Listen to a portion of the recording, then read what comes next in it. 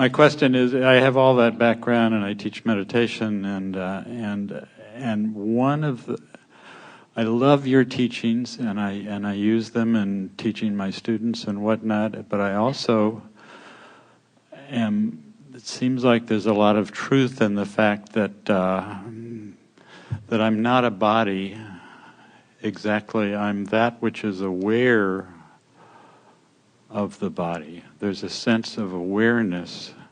Well, then, through the process of meditation, you've managed to accomplish on a regular enough basis the frequency of that broader perspective. So you are seeing through the eyes of Source, is what you're describing to us.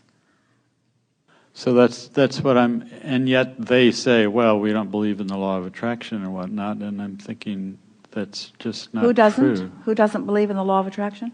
One specific teacher who teaches this kind of thing doesn't believe in the law of attraction, but I don't think he understands it, frankly. Yeah. It's not possible that he understands it if he doesn't believe in it, because there's not a shred of evidence to the contrary of it anywhere. Yeah. Anywhere. You can't find something broad enough or narrow enough. You can't find a microcosm. You can't find anything that isn't full of evidence of law of attraction. I agree. I guess probably my question. But in the same way that Esther couldn't find a bright orange external hard drive right there in full sight, and she was blind to it because she believed she had misplaced it, because she feared she had misplaced it. So we are not for a moment suggesting that someone might have an opinion that they believe is valid that is different from what we know to be.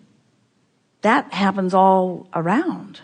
To try to convince somebody that what they think is wrong and that what I think is right is really wasted effort, because their opinion keeps validating. It's a really interesting thing. You're going to like this. Law of attraction keeps proving to them that there is no law of attraction.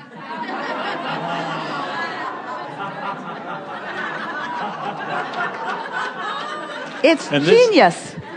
And this seems true even though they seem, from everything I've seen, to be what could be called enlightened. They do have that real connection with Source, and yet they don't see law of attraction.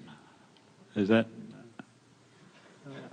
it's just sort of a mystery to me. I guess I'm... Well, we wouldn't spend too much time worrying about what anybody else is doing. Yeah, I have multiple teachers, and I'm trying to come to a sense of what feels right is that... Good. Yeah, is both your teaching and their teaching, in the sense of how that connects with Source. And I guess that's where I'm going now is... Well, listen for the things that they say that resonate with you and receive the benefit of it. And there are a lot of them.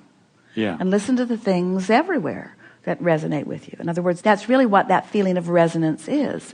When you hear something that your Source knows to be, you feel the resonance of it. That's the resonance that you feel. And so there are many momentums. In other words, Esther was on a momentum of it's difficult to find someone on short notice to help her out in her house. And so that was the momentum that she had going. And so law of attraction just showed her what her belief was and amplified it, and in the process gave her an opportunity to decide if she wanted to begin practicing a different belief, because whatever belief she is practicing is what the law of attraction is going to bring to her, you see.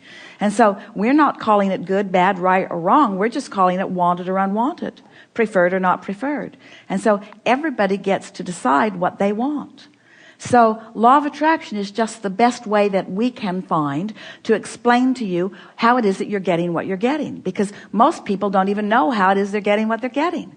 They have habits of thought that they've been thinking so long that feel so normal and are oftentimes validated by so much evidence around them that then they conclude that it's true. So they will say, this is a truth. I don't want it, but it is true. And we were wanting people to understand that whatever you have been giving your attention to as an individual or even as a mass consciousness, if you practice the vibration of it long enough, it will become true.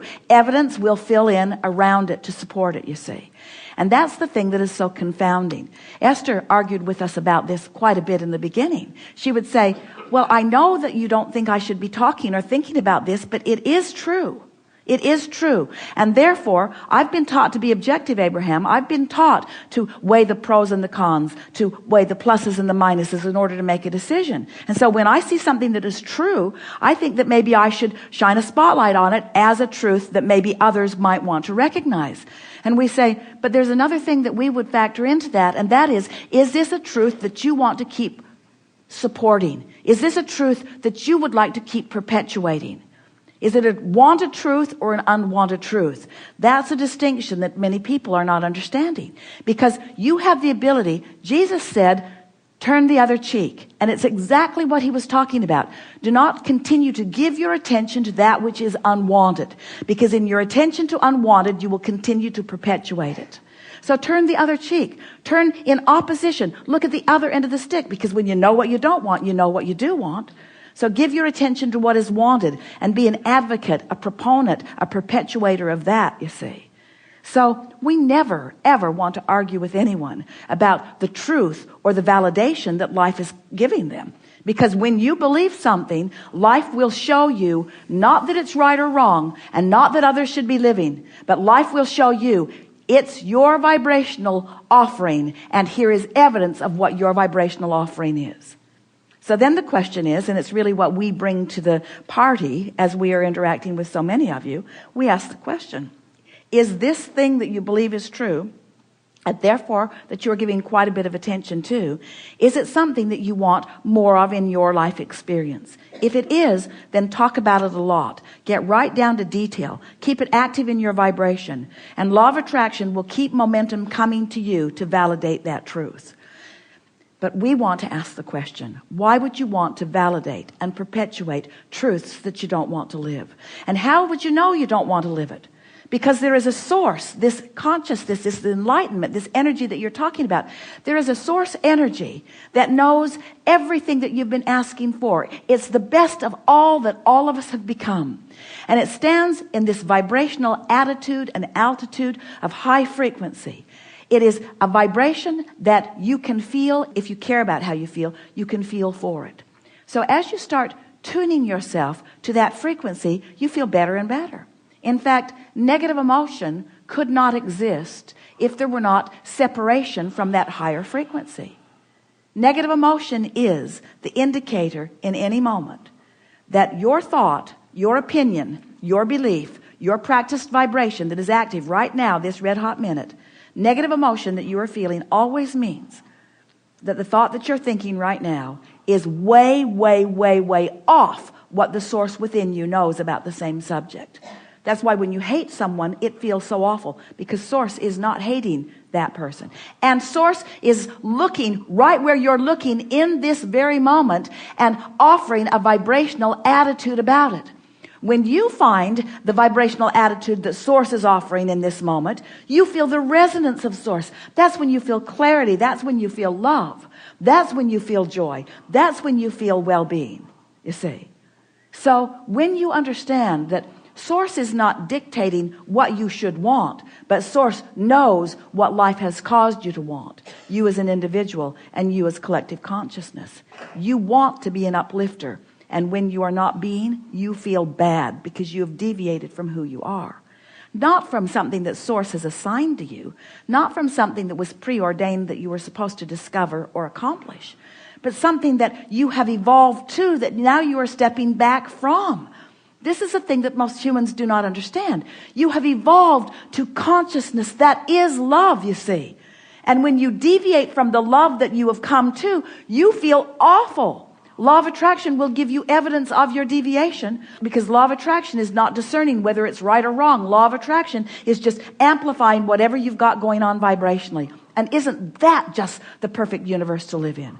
Don't you just love knowing that when you are offering a vibration, that evidence of the vibration that you're offering is coming back to you? And don't you further love knowing that you can tell in every moment whether you are in alignment with the whole of that which you've become or whether you have not.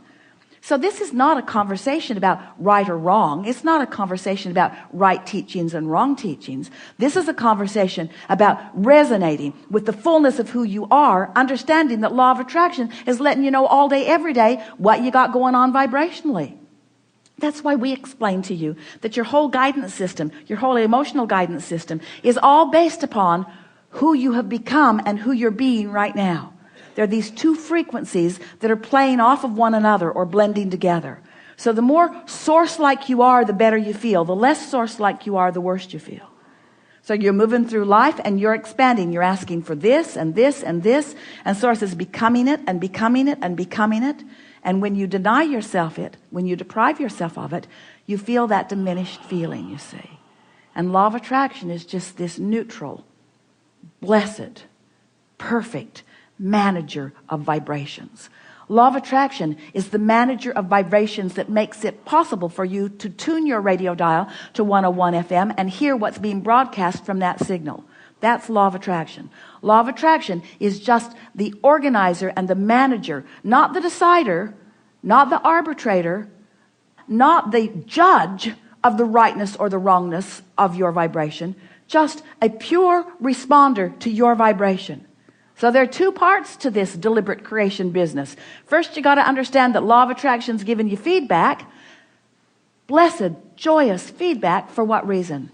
So that you can choose the vibration that is resonant with all that you've become. When you feel negative emotion, it isn't because you've done something wrong. It's because you expanded and you're not keeping up. You could be going freely. You could be going freely, but you're not, because you're holding to a belief that no longer applies. You're smarter than that. You know more than that, you see. That was the best discussion we've had about law of attraction ever. That was the best discussion we've had about your emotional guidance system ever. That's the best understanding of what the art of allowing really is. It's the best discussion about vibration and the energy flow ever. And the reason we say the best is because you were right there understanding every word of it, every step along the way. We're really, really smart. And we could tell you things that you couldn't even begin to understand. But we would not call that the best discussion. The best discussion is when we find a way of speaking it to you in a way that you feel the resonance of your being with the truth of who you really are. Lots of ways to skin the cat, but any way you do it, the cat doesn't like it very much. That was Jerry's contribution. Part of it.